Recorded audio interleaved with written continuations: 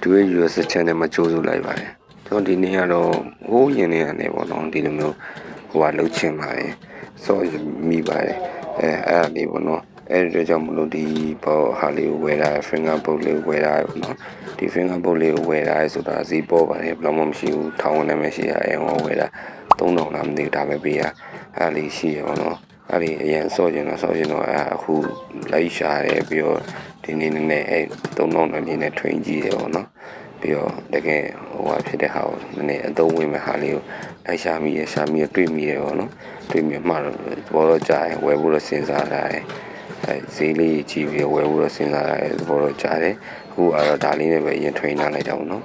အဲဒါလေးနဲ့ train မယ်အဓိကတော့ဒါဆော့ဆိုတော့လေစိတ်ပေါ်ပါလို့ထင်တာပဲအရင်အဲ့လိုကြောင့်ဘုံလို့ဒီအရင်ဟောဖြစ်လို့တော့မဟုတ်ဘူးပြသေးလားစိတ်ပေါ်ပါလို့ဆိုရဲလို့ခံစားမိပါတယ်ကြည့်ရှုလိုက်ပါ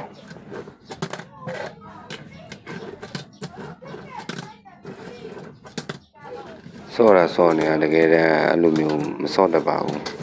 လုံးကြည့်ရပါရှောက်ပြီးတော့ဘာမှမတက်ဘူးဒါပြီးတော့ဗျာဒီလိုမျိုးပေါ့ finger bolt လေးပေါ့နော်အဲ့လိုပမာဝယ်လို့ရမလဲဒီလိုမျိုးဟာလေးပမာရှိနိုင်တယ်အဲ့ဒီတည်ရင်ပြပြပြီးပေါ့နော်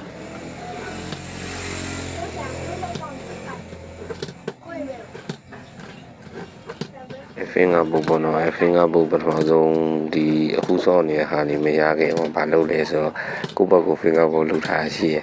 ချိုးစားလည်းမကြပါဘူးအဲ့လိုမျိုးလေးအဲ့တခုရှိရရှာမတွေ့လို့ရှာတွေ့ရင်အဲ့နဲ့စောပြမယ်ဒါပေမဲ့မစောတတ်ဘူးလုံးဝမစောတတ်စောနေရရှိရင်လည်းပြပြီးအောင်လို့စောနေတဲ့လူတွေအနေနဲ့ပေါ့နော်ဒါလုံးဝမစောတတ်ဘူးဒါမှဟောဖြစ်သေးတာပထမဆုံး try နေရပါတော့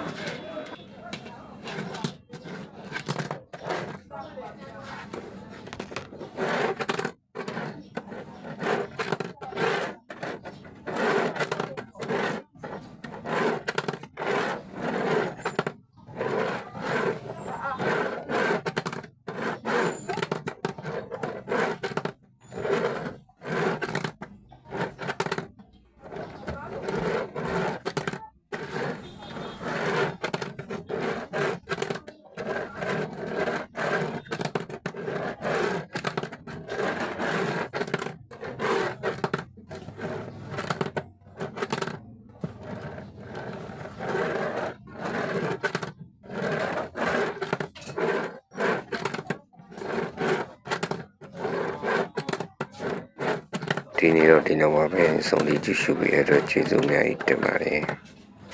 ဘိုင်ဘိုင်